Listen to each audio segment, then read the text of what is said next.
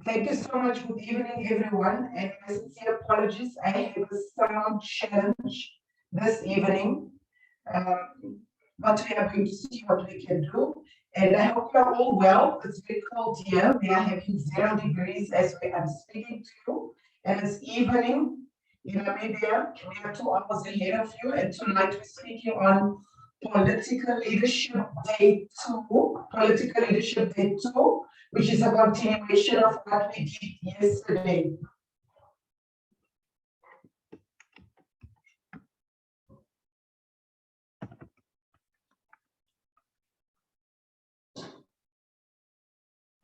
I sincerely hope that I will have no challenges with the screen share tonight. Come on. Yes. For tonight, we are going to look at leadership defined. You will find that I always put in a definition.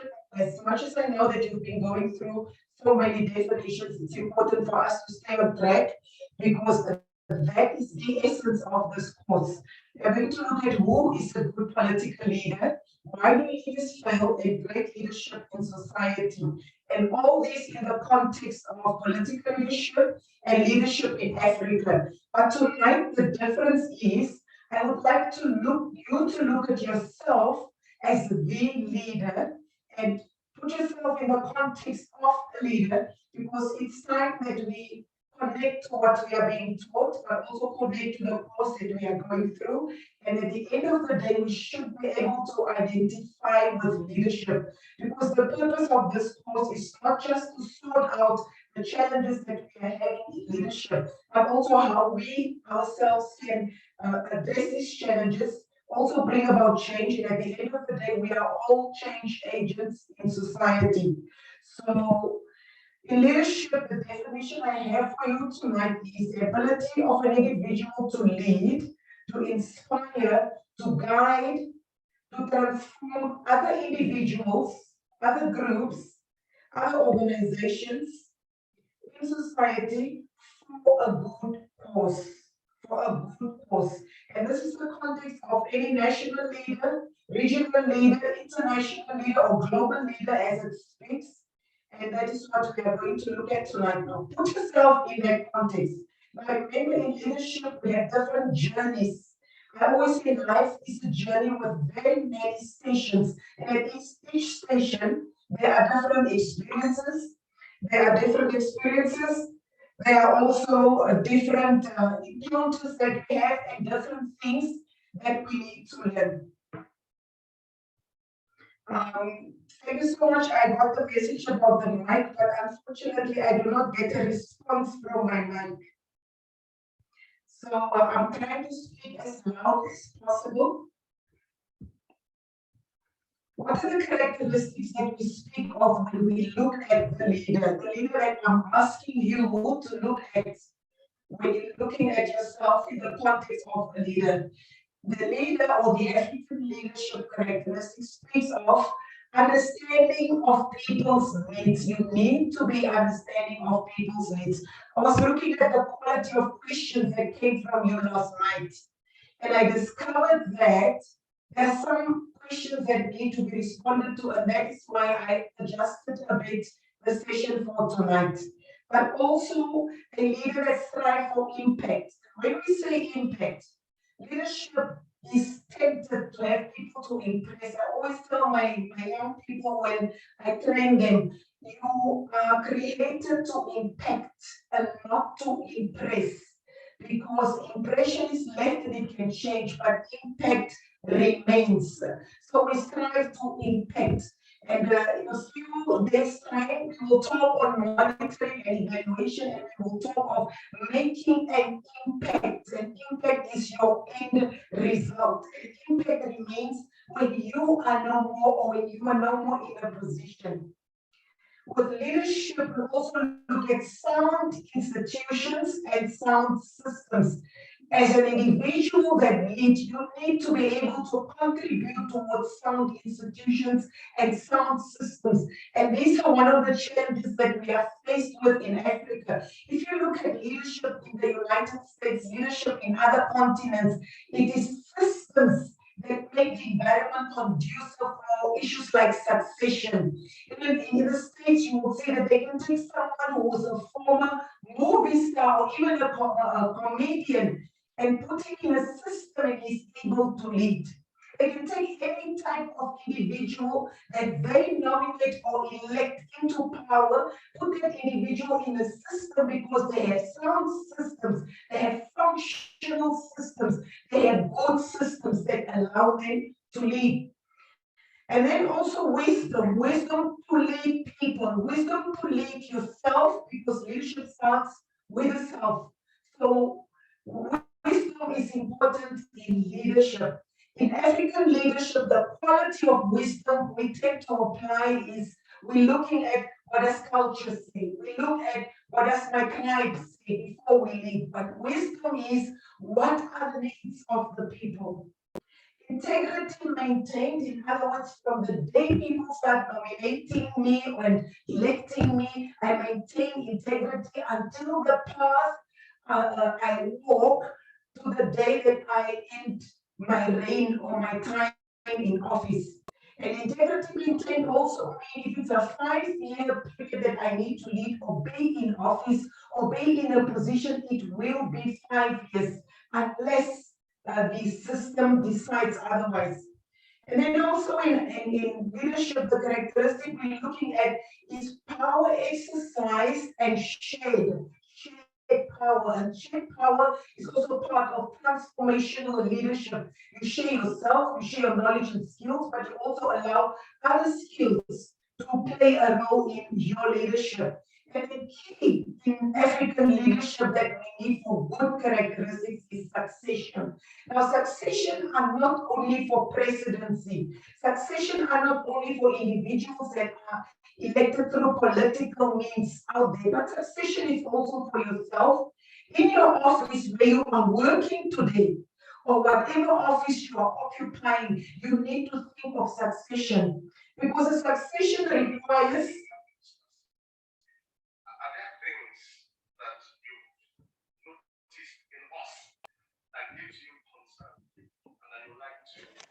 Sorry, is that sound coming from here or is it coming from elsewhere?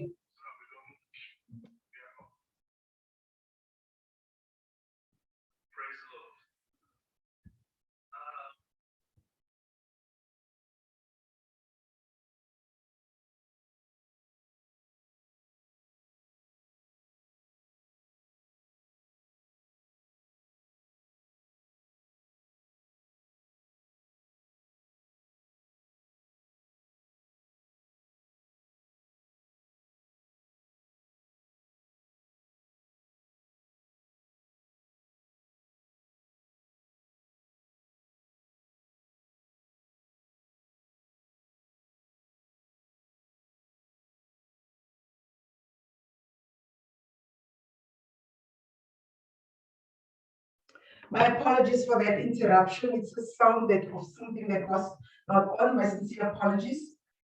We were talking about the characteristics of leadership, and we said succession is also for yourself as an individual in office, and not necessarily for the president in power or for whoever sits in a formal office. So these are some of the characteristics we want to look at when we talk of African leadership. Now, who can become a leader?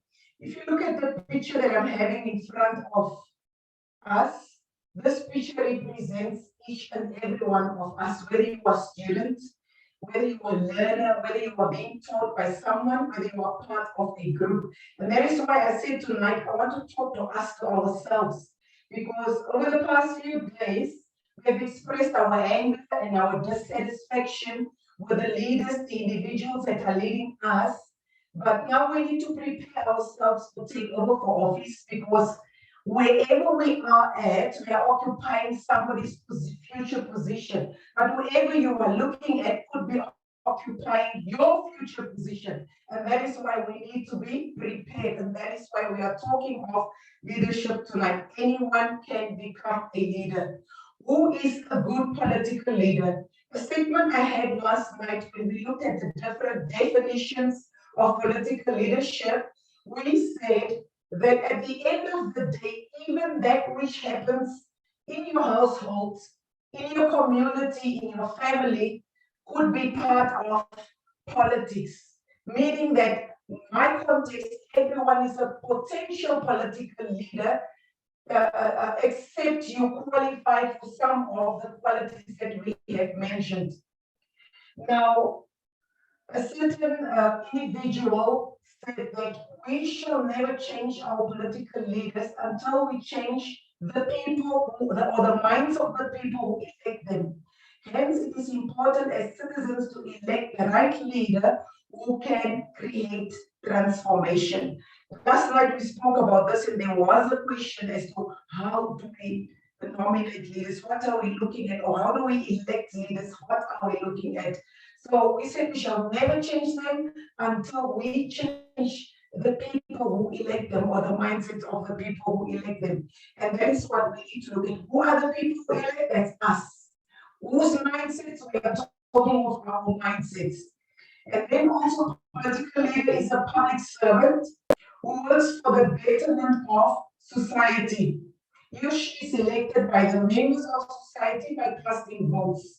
A political leader requires statesmanship as opposed to just being a politician. This means the integrity and the willingness to stand, and also for standing for what the people need. And even if it means resigning from position in government or losing an election. What are we saying? People should refrain from electing opinion leaders. Many people have opinions and they can say it loud, but it does not mean they have the knowledge to lead a nation. It does not mean they have the backbone to lead the nation. Citizens should elect leaders considering their ability and their capability to make a difference and add value to society. It is then also the responsibility as a leader to make a difference that citizens look for, in other words, to meet the needs of the people. But as we say that many of them are good at the time that we elect them, and at the end of the day, they do not what they intended or what the people want them to provide. What is a good political leader? A good political leader is someone who is not bothered about position or about power or about authority. They always look for the growth of the society and also how to increase value within their citizenship or the citizens. Every political leader should inherit the skills and the research capabilities to think and act towards future growth. A political leader is futuristic. Tonight, I'm asking you to think futuristic as we continue to look at leadership. Because in a few days' time, we will look at youth leadership, we will look at what is happening in the industrial revolution in Africa, but we will also look at the projects needed for us to take Africa to a next level. A successful leader should have 5 majority virtues: discipline, trustworthiness, courage, humaneness, and intelligence. These are virtues. These are virtues. Now we can work on ourselves to develop these values or these virtues, or to become aware of that, to begin to practice it, because if you put them all together, it encompasses integrity that we all spoke of. I always say be curious. In the beginning, I said be curious. History is important. We are in a new era where we have got fast track and fast technology, but the history of how we got there when things were slow is so important. And then also, amidst our leadership roles, political leaders are always on everybody's mind. We are first on everybody's mind before any other leader, before even church leaders. Why? You're always in public, you're always in the news, you're always spoken of. All around the world, there are so many aspiring political leaders, but unfortunately, there are few of them who live up to ethics and the principles of true leadership. So, having spoken about everything so far, I need you to put yourself in this context, because that will be able to tell you how far you are on the road to leadership or on the road of leadership. Remember, we spoke earlier and said self-leadership is important, but through self-leadership, you now develop all the other characteristics of leadership. And that is why it's important, even if you never aspire to be a political leader, you should be able to discern or to understand whether someone is a good or a suitable or a qualified political leader. You should be able.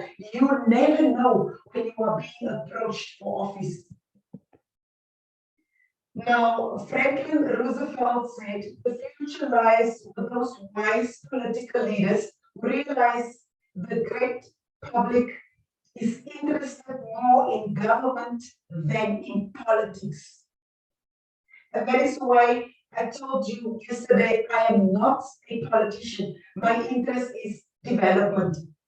My interest is development, which I want to believe is way beyond just ordinary governance. So to be a leader in essence is more interested in government. And if you are not a political leader, more interested in development than in politics. Sometimes, if you want to pursue politics while you are wired to be a developer in a society, you are actually keeping yourself behind and you are keeping people behind. So it's important for us to understand the essence of political leadership. I have a picture here in front of me, and this picture is a combination of former African leaders, and some of them have failed in many things, but some of them have started up well, and some of them have left good legacies behind that we are all building on today. So that is the same pattern that we might follow if we do not want to study what happened and how it happened and extract the good and put ourselves in that picture. If I ask you today in an assignment, what would you do differently in order for you not to make the same mistakes? And what would be there that would tell you that you will not make these mistakes? So I've just put the picture there. I know for many of us that are angry with African leaders, it is so provocative. But before we go to that, why do leadership fail? Or why do leaders fail? There is something about getting into a position, whether it is at work, starting from a receptionist to a secretary to an officer or an official or to just an ordinary clerk. You can be in junior management, supervisory position, or mid-level management, senior management, directorate level, and also political level. Why do leadership fail? Because in every position, there is a certain degree of leadership. Bringing it back to all those of us who aspire to take up offices one day. When you are running for an office, or when you are contending for an office, the mindset is, I have A, I have B, I have C that qualifies me for that particular position. And qualifying for a position does not tell you whether you will be able to function within the demands within the position. And that is the mistake that most leaders or office bearers are making. People vote for you, or people campaign with you, and you feel you are the best. And this is even typical at universities. In this year, we have decided that at the African Leadership Perspectives, we will work with different societies on campus. We will look at the leaders of these different societies and challenge them, because on our campuses, we have leaders from different countries. And each country has got the Angolan community, Zambian community, Congolese community, and we are taking these leaders and we are bringing them to the table and we discuss African leadership perspectives. Now, why do leadership fail? While I am in the race, I feel or I perceive I am the best to the people because I'm able to meet a need. I can give them water, I can give them electricity, I can bring road infrastructure to a town, I can bring food, I can bring housing, and that is what I believe, that's what I aspire. Now, given that which I aspire, I now go into office with this mindset. But coming into office, it is a different situation. Why is it different? Because people want water now. They don't want the process of getting water, the process of doing boreholes, making boreholes, the process of generating energy, the process of mining and everything. Want it now. And if you are unable to deliver within a period of time of people's demands, you become unpopular. So we need to understand the dynamics. The process is not the office. Performing in office is not the process. And many leaders, when they take up office, the mindset is not to deliver, the mindset is to first comprehend and consume and get into whatever benefits there are or whatever work there are. And that is why nowadays you find in our leadership programs, we come up with programs of what are you planning to do within your first 90 days in office? Madam Mulamata, I'm so sorry to like interrupt, but the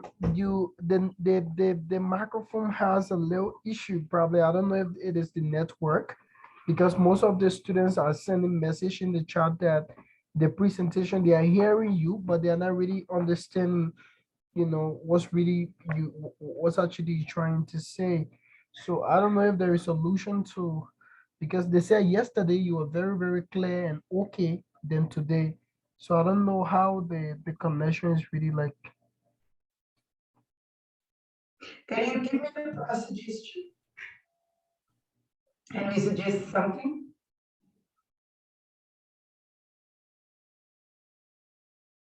Because if I have to switch off now, I will have to test the entire system. And then that was my challenge before we switched on. I could not get a response from the system that projects the sound. Have you checked the microphone? Yes, I've checked everything. It is a system that produces sound, does not want to pick up sound, so nothing. Whatever is projected to you is the normal laptop. It is not the sound system. Because they keep telling me that it's very complicated to listen to what he's saying. you know so I don't know the slide issue. I don't know what do we really do. So I don't know if you can send the slide, and then we structure and you kill two birds with one stone tomorrow. I don't know. Okay, I think that would be the best suggestion. I don't mind if it's Yeah, if so that it's means you send me the fine with slide. everyone. I send the slide to them. They study the slide. Tomorrow you're gonna just do fast review and jump to the next stuff. So tomorrow before class Okay. we do the test broadcast to know what's going on again. Okay. Okay, wonderful. Let's do that.